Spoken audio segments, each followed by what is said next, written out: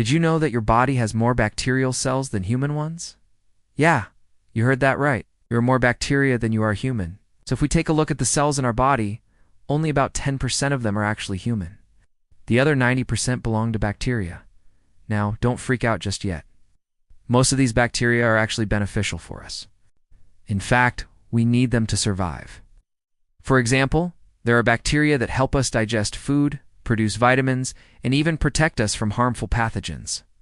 One of the most populated areas of bacteria is in your gut. There are trillions of bacteria in there that make up what is called the gut microbiome. This gut microbiome is so important for our health.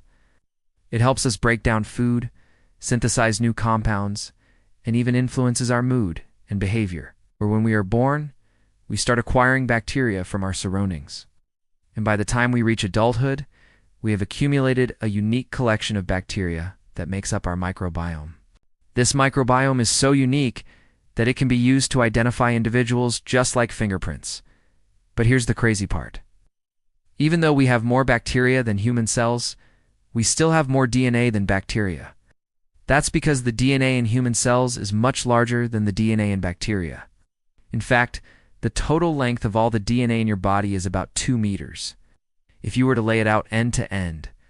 So even though we are mostly bacteria, we are still in charge. Our immune system is constantly battling the bacteria to keep it under control.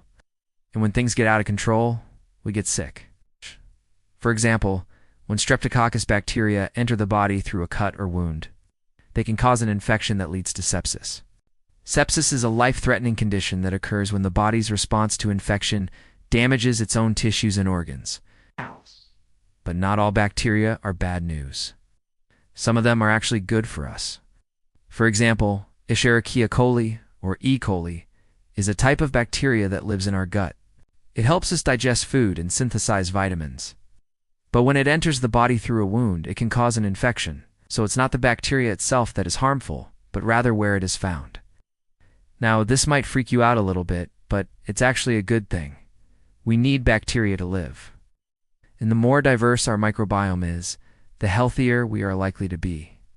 So next time you feel like you're getting a cold or the flu, just remember that it's just your bacteria trying to take over. Don't worry, your immune system will win in the end. Thanks for watching. See you next time.